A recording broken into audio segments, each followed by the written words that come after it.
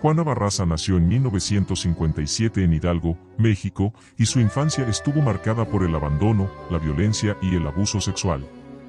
Su madre, alcohólica, la entregó a un hombre mayor a cambio de unas cervezas, quien la mantuvo cautiva y abusó de ella durante años. Este hecho traumático dejó en Juana un profundo resentimiento hacia su madre y, por extensión, hacia las mujeres mayores, a quienes asociaba con crueldad y negligencia materna. Esa herida emocional fue el origen de un patrón de violencia que se manifestaría años más tarde. Ya en la Ciudad de México, Juana vivía una vida aparentemente normal. Era madre, vendía dulces y ropa, y participaba como luchadora profesional bajo el nombre de la Dama del Silencio. Pero detrás de esa rutina cotidiana, comenzó a asesinar mujeres de la tercera edad. Engañaba a sus víctimas haciéndose pasar por trabajadora social o enfermera, ganándose su confianza para luego entrar a sus casas y estrangularlas con objetos improvisados como cordones, bufandas o cables. En ocasiones robaba pertenencias, aunque el móvil de los crímenes era más emocional que económico. Durante años, los asesinatos pasaron desapercibidos como hechos aislados, hasta que las autoridades comenzaron a notar un patrón en los crímenes. Sin embargo, los estereotipos de género hicieron que se buscara a un hombre, y se descartaron testimonios que señalaban a una mujer como posible autora. Esto permitió que Juana continuara matando sin ser detectada por mucho tiempo. Los medios la apodaron erróneamente como el Mataviejitas, reforzando la creencia de que el asesino era masculino. Juana fue capturada en enero de 2006 luego de asesinar a una mujer de 84 años. Fue vista huyendo del lugar y detenida minutos después. En su bolso se encontraron documentos falsos y pertenencias de la víctima. Tras ser arrestada, se descubrió que en su casa guardaba objetos robados de varias mujeres asesinadas. La evidencia apuntaba claramente a que ella era responsable de una larga serie de homicidios cometidos durante casi una década. Durante el juicio, se le acusó de al menos 30 asesinatos, aunque solo se le probaron 17. Fue sentenciada a 759 años de prisión. Su frialdad y falta de remordimiento durante el proceso judicial sorprendieron a la opinión pública. Juana declaró que sentía odio hacia las mujeres mayores porque le recordaban a su madre, a quien nunca perdonó. Su caso fue impactante por tratarse de una asesina serial mujer, algo poco común, y por la prolongada impunidad con la que actuó. Hoy, Juana Barraza cumple su condena en el penal de Santa Marta, Acatitla. Su historia ha sido analizada por criminólogos y psicólogos como un ejemplo claro de cómo el trauma infantil puede derivar en violencia extrema. También se ha convertido en un ícono oscuro de la cultura popular mexicana, retratada en documentales y programas de televisión. Su caso sacó a la luz las fallas del sistema judicial, los prejuicios de género en las investigaciones y el abandono en el que viven muchas personas mayores en el país. José Luis Calva Cepeda, conocido como el Caníbal de la Guerrero, fue un escritor frustrado y presunto asesino serial que conmocionó a México en 2007 tras el descubrimiento de restos humanos en su departamento, ubicado en la colonia Guerrero de la Ciudad de México. La policía acudió a su domicilio como parte de una investigación por la desaparición de su pareja sentimental, Alejandra Galeana, y al ingresar encontraron una escena perturbadora. Partes del cuerpo de la mujer estaban en el refrigerador, otras cocinándose en una sartén y algunas más tiradas en una bolsa de basura. José Luis era un hombre de apariencia común, con estudios universitarios y un aparente gusto por la literatura. Había escrito cuentos, poesías y una novela inacabada titulada Instinto Caníbal. Tras su detención, se descubrió que tenía una personalidad narcisista, manipuladora y con tendencias sádicas. Las autoridades también encontraron múltiples textos donde expresaba su obsesión con la muerte, el control y la dominación. Su perfil psicológico revelaba una mente atormentada, con una combinación de esquizofrenia paranoide y elementos psicopáticos. Aunque se le relacionó con al menos 3 desapariciones de mujeres, nunca se le juzgó por más de un homicidio debido a que murió poco después de ser capturado. La forma en que desmembró el cuerpo de Alejandra y su aparente intento de ingerir partes humanas causó revuelo entre la prensa nacional e internacional. El caso fue tratado con morbo y horror por los medios, quienes rápidamente lo apodaron el Caníbal de la Guerrero, haciendo referencia tanto a su crimen como a la zona donde vivía. La investigación reveló que Calva tenía antecedentes de violencia doméstica, especialmente con sus parejas sentimentales. Algunas mujeres declararon que era controlador, violento y con inclinaciones extrañas hacia el dolor físico. Además, varios testigos indicaron que tenía una obsesión por Aníbal Lecter, el personaje ficticio conocido por su inteligencia y gusto por la carne humana. Incluso en su casa fueron hallados libros, películas y objetos relacionados con este personaje. Su muerte ocurrió en prisión apenas días después de su arresto. Fue encontrado colgado en su celda con el cordón de una cortina, en lo que las autoridades determinaron como suicidio. Sin embargo, la rapidez con la que sucedieron los hechos generó sospechas y teorías entre la opinión pública. Algunos incluso creen que fue silenciado por saber más de lo que aparentaba. Su fallecimiento impidió que se profundizara legalmente en otros posibles crímenes que pudo haber cometido. El caso de José Luis Calva dejó una marca profunda en la memoria colectiva de México. No solo por el acto de canibalismo, sino porque mostró cómo una persona aparentemente normal podía ocultar una mente profundamente perturbada. También evidenció fallas en la atención a señales previas de violencia y abrió el debate sobre el perfil de los asesinos seriales en el país. A pesar de su muerte temprana, su historia sigue siendo tema de análisis en criminología y medios especializados. Gregorio Goyo Cárdenas Hernández, conocido como el Estrangulador de Tacuba, fue un caso que estremeció a México en la década de 1940. Nacido en Veracruz en 1915, era un hombre inteligente, estudiante de Derecho y de Ciencias Químicas en la UNAM. Su perfil contrastaba con la imagen típica del criminal violento. De familia acomodada y con buena educación, parecía llevar una vida normal, lo que hizo aún más impactante la revelación de sus crímenes. Fue el primer asesino serial ampliamente cubierto por la prensa mexicana del siglo XX. En 1942, Goyo fue arrestado tras el hallazgo de varios cadáveres enterrados en el jardín de su casa en la colonia Tacuba, en la Ciudad de México. Las víctimas eran mujeres jóvenes, en su mayoría prostitutas, a quienes él llevaba a su domicilio, violaba y luego estrangulaba. Tras cometer los asesinatos, enterraba los cuerpos cuidadosamente en su patio trasero.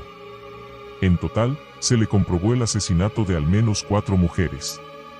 El hallazgo fue hecho gracias a la denuncia de un amigo que sospechó de su comportamiento y lo reportó. Durante su juicio, Cárdenas mostró una actitud fría y calculadora. Declaró con detalle cómo había llevado a cabo los crímenes y sorprendió a muchos por su elocuencia. Este hecho capturó la atención de la opinión pública y fue ampliamente cubierto por los medios, convirtiéndolo en una figura infame y polémica. Su caso dio pie a debates sobre la locura, el crimen y la rehabilitación. Fue declarado culpable pero se le consideró con desequilibrio mental, por lo que fue internado en el Hospital Psiquiátrico de la Castañeda. Lo sorprendente fue que, tras varios años de tratamiento, Goyo fue liberado en 1976 gracias a un indulto otorgado por el entonces presidente Luis Echeverría. Argumentaron que se había rehabilitado y que podía reincorporarse a la sociedad. Fue recibido como un caso de redención y llegó a participar en conferencias sobre criminología, incluso habló ante el Congreso. Esto generó una profunda división en la sociedad, algunos lo veían como un ejemplo de reintegración, otros como un símbolo de impunidad. La liberación de Goyo Cárdenas generó controversia durante años. Muchos consideraban que un hombre con su historial jamás debió haber salido de prisión, mientras otros lo defendían como un símbolo de las posibilidades de reinserción social. Vivió sus últimos años fuera del escrutinio público y murió en 1999. Nunca se le comprobó que hubiera reincidido en actividades criminales, aunque su figura siguió siendo un tema incómodo para la historia judicial del país. Raúl Ociel Marroquín Reyes, conocido como El Sádico, fue un asesino serial mexicano que conmocionó al país en 2005 por una serie de crímenes cometidos contra hombres homosexuales. Nació en Tamaulipas y fue militar, aunque más tarde desertó y se trasladó a la Ciudad de México. En apariencia era un joven común, educado y reservado, pero escondía una mente retorcida y una obsesión por ejercer control absoluto sobre sus víctimas. Su historia causó polémica por la brutalidad de sus actos y por el odio evidente hacia un grupo social específico. Entre septiembre y diciembre de 2005, Marroquín secuestró, torturó y asesinó a al menos 4 hombres homosexuales. Utilizaba sitios de internet para contactar a sus víctimas, a quienes citaba en hoteles o lugares públicos. Después de ganarse su confianza, las llevaba a un departamento donde las retenía durante días. Durante el cautiverio, las víctimas eran golpeadas, humilladas y, finalmente, asesinadas por estrangulamiento. Posteriormente, arrojaba sus cuerpos envueltos en sábanas en distintas zonas de la ciudad. Raúl no actuaba solo. Contaba con un cómplice llamado Juan Enrique Madrid, alias El Vales. Juntos elaboraban un perfil de sus víctimas y planeaban cada encuentro como una trampa meticulosa. Según sus propias declaraciones, el objetivo era limpiar la sociedad de homosexuales, mostrando una ideología profundamente homofóbica y una frialdad escalofriante. Su nivel de sadismo era tal que documentaban los momentos de tortura y humillación a sus víctimas, lo cual aumentó el repudio social tras su captura. La captura de Marroquín ocurrió a finales de 2005 gracias a una denuncia anónima. Las autoridades lograron ubicarlo y detenerlo, junto con su cómplice. En su declaración, confesó los asesinatos sin mostrar arrepentimiento. Incluso aseguró que su intención era matar a al menos una víctima por mes, y que apenas estaba comenzando. En su departamento se encontraron restos de evidencia, incluyendo pertenencias de las víctimas y notas que mostraban su planificación detallada. El caso de El Sádico causó un fuerte impacto en la sociedad mexicana, no solo por la crueldad de los crímenes, sino por el discurso de odio que los motivaba. Organizaciones defensoras de los derechos humanos y colectivos LGBT exigieron justicia y protección, denunciando la falta de atención que se prestaba a los crímenes de odio en México. La policía fue criticada por su tardía respuesta y por minimizar inicialmente los casos, lo que permitió que Marroquín matara durante meses sin ser detectado. Raúl Ociel Marroquín fue condenado a 240 años de prisión por secuestro, tortura y homicidio. Su caso es recordado como uno de los más escalofriantes actos de violencia homofóbica en la historia reciente de México. A diferencia de otros asesinos seriales, no buscaba dinero ni placer sexual, sino imponer su odio como castigo. Su perfil ha sido estudiado por criminólogos como un ejemplo extremo de cómo la intolerancia y el rencor pueden convertirse en motores letales cuando se combinan con una mente perturbada. Andrés Filomeno Mendoza Celis, conocido como el monstruo de Atizapán, fue detenido en mayo de 2021 en el municipio de Atizapán de Zaragoza, Estado de México, tras el hallazgo de restos humanos en su domicilio. Su arresto ocurrió cuando las autoridades investigaban la desaparición de Reina González, una mujer que había sido vista por última vez en compañía de Mendoza. Al ingresar a su vivienda, los agentes encontraron partes de su cuerpo desmembrado, junto con evidencias de otros posibles crímenes ocultos durante años. El descubrimiento inicial llevó a una serie de excavaciones dentro de su casa, donde se hallaron miles de restos óseos, cabelleras, identificaciones oficiales, ropa de mujer, libretas con nombres y fotografías. Los peritos determinaron que al menos 19 mujeres habían sido asesinadas y enterradas en su propiedad, aunque las autoridades no descartan que el número real de víctimas sea mucho mayor, incluso superior a 30. Los crímenes se habrían cometido a lo largo de más de 2 décadas. Andrés Mendoza era un hombre aparentemente solitario, conocido por ser dirigente de su colonia y por haber trabajado como carnicero. Nadie en su entorno sospechaba que fuera un asesino serial. Su perfil encajaba con el de una persona reservada y colaboradora con los vecinos, lo que hizo aún más impactante la revelación de sus actos. Al momento de su detención, tenía 72 años y vivía solo en una modesta casa que se convirtió en la escena de uno de los peores crímenes seriales de México. Durante los interrogatorios, Mendoza confesó haber asesinado a varias mujeres. Su modus operandi consistía en ganarse la confianza de las víctimas, llevarlas a su casa, asesinarlas, desmembrarlas y enterrar los restos en su patio. En algunos casos, se cree que también cometió actos de canibalismo. Las autoridades encontraron cuchillos, sierras, diarios escritos por él mismo y videos que documentaban parte de sus crímenes. Su nivel de frialdad y planificación fue calificado como propio de una mente profundamente psicopática. El caso generó gran indignación social y abrió un debate sobre las fallas en el sistema de búsqueda de personas desaparecidas, especialmente mujeres. Organizaciones feministas denunciaron la falta de reacción ante denuncias previas y exigieron una revisión a fondo de protocolos de actuación en casos de desaparición. El caso también puso en evidencia cómo una persona puede cometer crímenes atroces durante años sin levantar sospechas, especialmente en contextos donde la violencia de género se normaliza.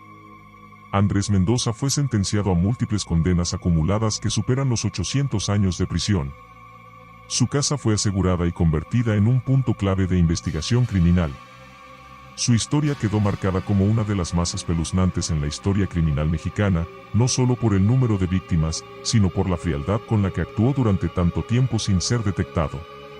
El monstruo de Atizapán representa el horror silencioso que puede crecer al margen de la sociedad sin que nadie lo advierta hasta que ya es demasiado tarde. Si el video te gustó, por favor suscríbete y dale pulgar arriba.